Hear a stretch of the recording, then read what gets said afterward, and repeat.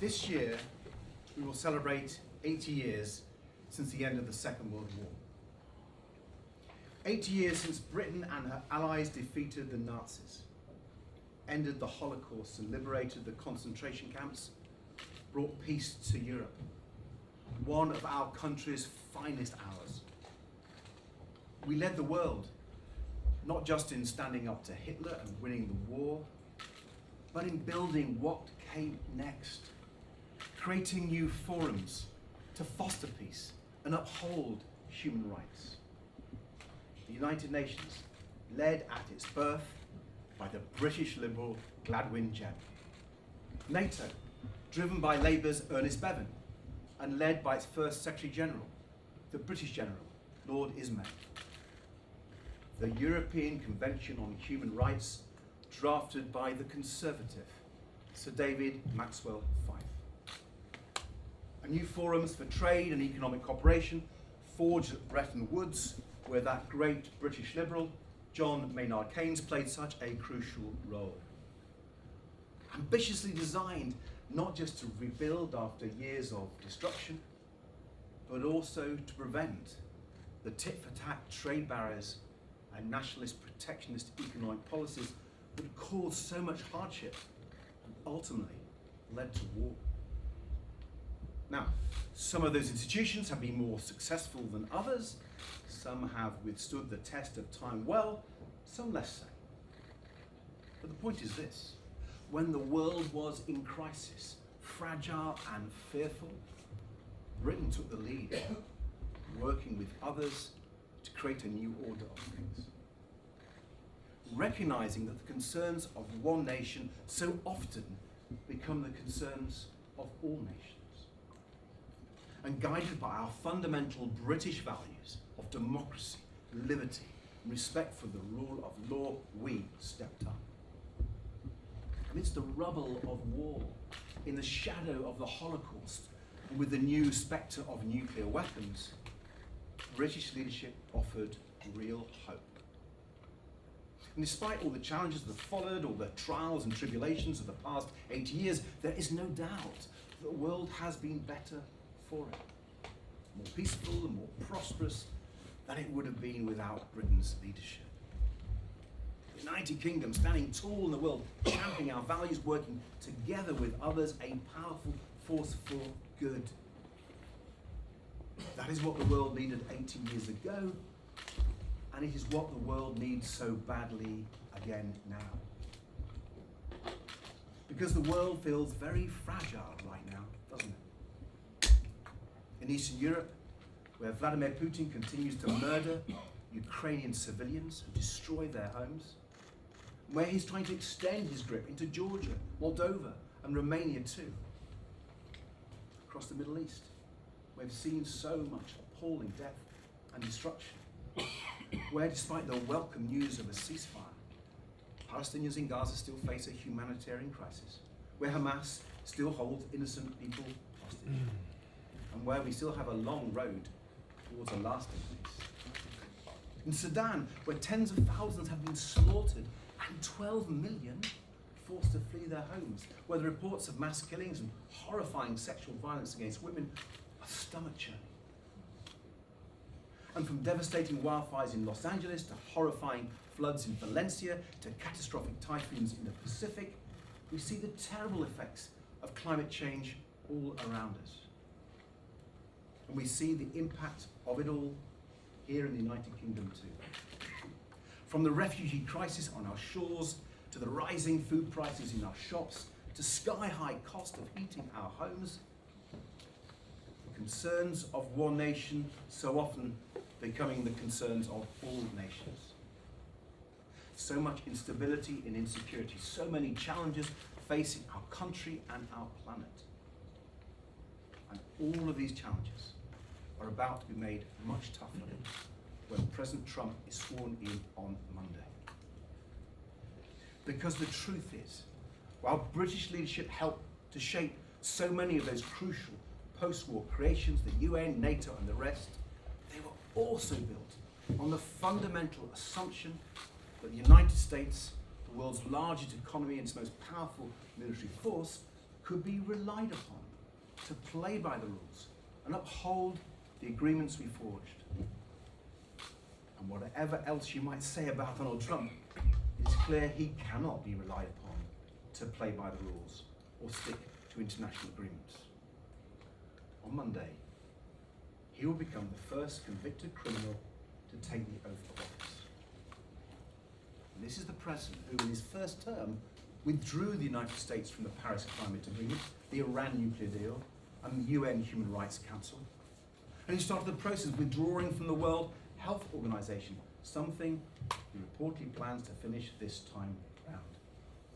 So much for the art of the deal. More like the art of breaking the deal. More dangerously, this is the man who has praised Putin's invasion of Ukraine as genius and said he would encourage Russia to do whatever the hell they want to NATO allies. The man who has even refused to rule out invading a NATO ally himself. The man who says trade wars are good and proudly calls himself tariff man. When he was last in the White House, President Trump hit our economy with tariffs on British steel and Scotch whisky. This time, he's threatening to go even further. So the reality is, unfortunately, very clear. The incoming Trump administration is a threat to peace and prosperity in the UK, across Europe, and around the world. For the next 4 years, the UK cannot depend on the President of the United States to be a reliable partner on security, defense, or the economy. With Donald Trump as unpredictable as he is, we cannot leave the destiny of the free world in his hands alone. Other democracies must step up, and the UK must help lead that effort. Whether it is supporting Ukraine as it resists Putin's war machine, securing lasting peace in the Middle East, tackling climate change, or promoting free and fair trade to grow our economies, the UK must once again stand tall, leading on the world stage and working closely with those who share our interests, including, above all, our partners in Europe.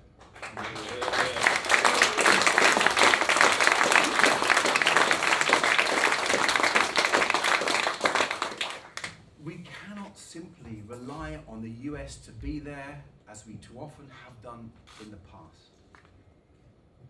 But let us also be clear, nor can we simply ignore Donald Trump or the United States for the next 4 years. The US will still be the world's largest economy.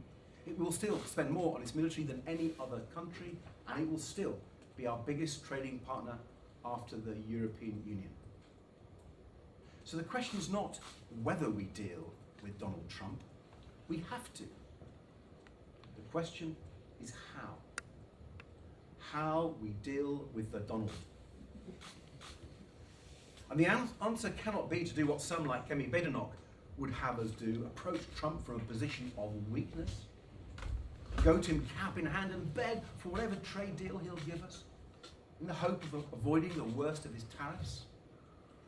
Nor can we take the Farage approach of fawning over Trump and licking his boots, seemingly more interested in advancing Trump's agenda over here than the UK's interest over there.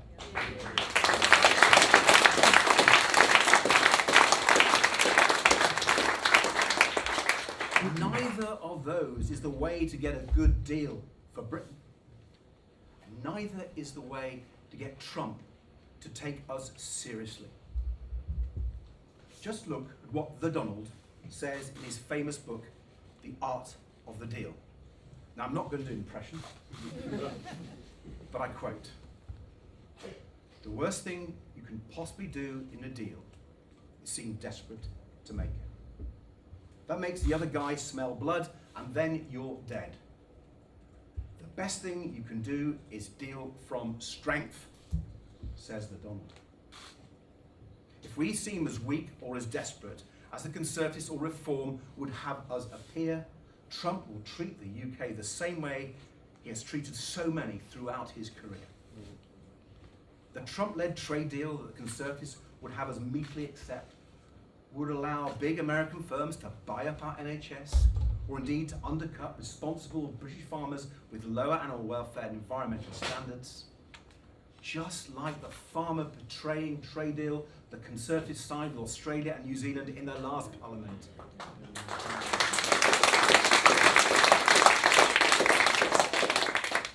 And in reality, it wouldn't even protect us from Trump imposing outrageous tariffs on the UK if he feels like it, because he has repeatedly shown himself to be so unpredictable and so willing to break America's deal if he decides they aren't working for him anymore.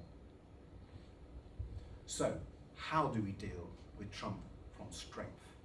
How do we maximize our influence on his administration to try and prevent the worst fears of a Trump presidency becoming reality, whether it's handing Vladimir Putin victory in Ukraine, rolling back the progress we've made on climate change, or plunging the world into a destructive trade war? The answer is to show we are not so reliant on the United States, that the UK has alternatives and won't be bullied into taking whatever Trump offers us. And we do that by urgently strengthening our relationships with the UK's other partners, whether that be Commonwealth nations like Canada or India, who are also figuring out how to deal with Trump. More importantly, our European neighbours, whose economic and security interests are so closely intertwined with ours. Now, I'm not going to pretend this will be easy. We have looked on with justified horror the rise of far-right parties in many EU countries like France, Italy, Austria, Germany, Hungary, and the Netherlands. Some of those countries are led by people whose values we find as objectionable as Trump's, perhaps even more so. And other countries may soon join them. But that doesn't change the fundamental fact that we and our European partners have closely shared interests when it comes to our economies and our national security. We are neighbours. And embolden Putin is a direct threat to us all in Europe. A Trump trade war will mean hardship and misery for all our people across Europe. So we must work together to prevent it, to deal with Trump together from a position of maximum combined strength, and to make Europe more secure in its own right at a time when we can no longer rely on America to help us secure it.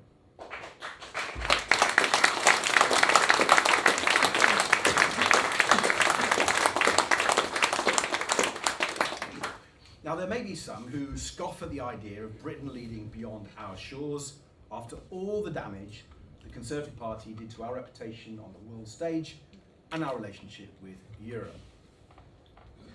But when you look at the crises engulfing capitals across the continent, I have no doubt the prospect of renewed UK leadership from a government truly committed to cooperation will be heartily welcomed.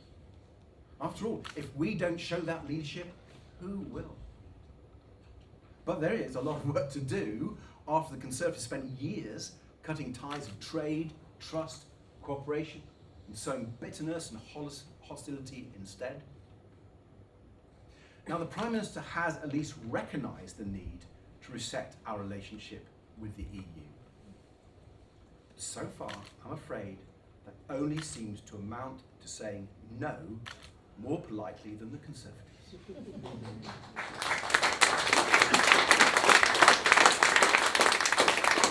The UK must be far more positive, far more ambitious, and act with far more urgency. That is why today I'm calling on the government to negotiate this year a brand new deal with the EU.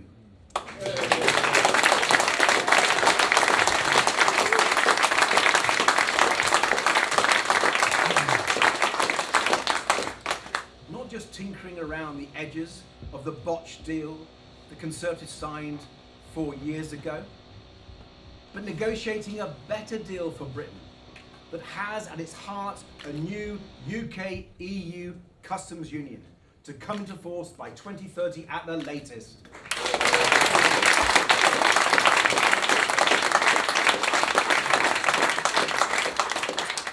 Forming a customs union with the EU is not only the single biggest thing we can do to turbocharge our economy in the medium and long term, but an agreement to work towards one will unlock big economic benefits for the UK now.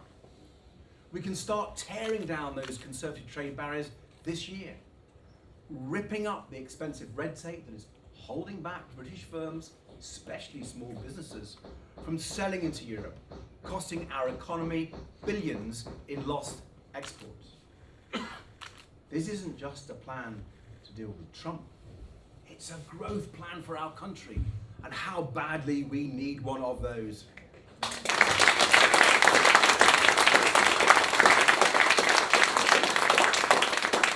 And this new deal should include a reciprocal youth mobility scheme.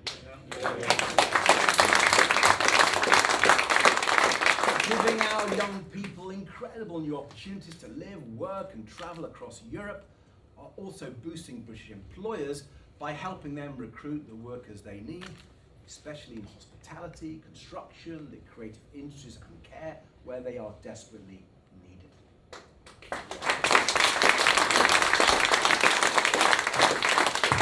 It would be a win-win for our country, and I still can't understand why the government continues to rule it out. Let me give you one other small but important example of the enormous benefits to be gained from a new, more positive and ambitious approach to Europe. It actually involves a constituent of mine who runs a new air cargo firm. Now in its second year, the business is expanding. They've just added a third Boeing 747 to their fleet. Exactly the sort of growing British startup will grow our economy and create jobs. But he explained how it is being hurt badly by new rules that make no sense. Rules that mean they can't have repair work done in Europe apart from the one German workshop that is recognised by the UK. So last year, they had to fly twice to the US just to get their planes serviced at a cost of £400,000 a time. Who knows how many pointless carbon emissions? Why don't we let European engineers service those planes? And why are we wasting time and money on a completely separate regulatory regime for aviation for an industry that by its very nature works across borders? We can get rid of that ridiculous red tape and so much more like it if we are part of bodies like the EU Aviation Safety Agency.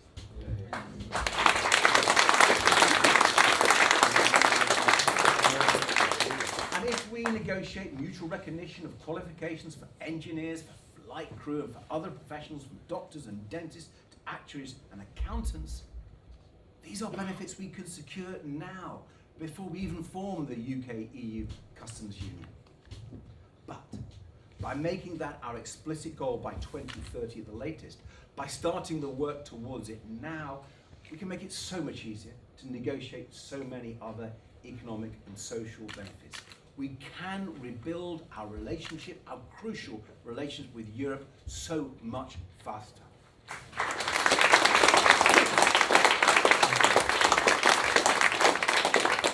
Now, this isn't just about economic security. It's about defending our democracy from the threat of Vladimir Putin and anyone else who would seek to trample on our sovereignty. With Trump coming into office, European nations must be ready to step up our support for Ukraine if America steps back. And at the same time, we must try and influence the Trump administration to do the right thing too. On defense, as on trade, we have no choice but to deal with the Donald. From a position of strength, not weakness, and with our eyes wide open to the kind of man he is. He's transactional, so let's treat him that way. The good news is we have leverage. We have something Trump desperately wants: a state visit. The pageantry at Buckingham Palace, a banquet with the king. We all know he craves it. So I say we give it to him. But only if he delivers what we need first for Britain and Europe's defence and security, and that is this: President Trump must sit down with President Zelensky and other European leaders in a summit convened by the UK to agree how we collectively use the hundreds of billions of dollars, pounds and euros of frozen Russian assets to pay for the weapons Ukraine needs to win the war and beat Putin.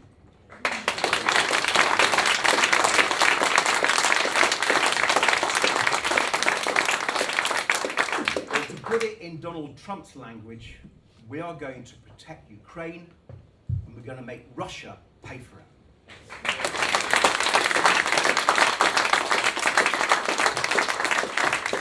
And if Trump delivers on that deal, pushing the necessary measures through Congress, then and only then do we roll out the red carpet for a state visit. Just think of it. Britain leading again on the world stage, working together with our partners in Europe and beyond for defense, security and economic prosperity. Just like we did 80 years ago. That is how we can protect our economy from whatever Trump decides to do. That is how we can defend British and European security with or without his help.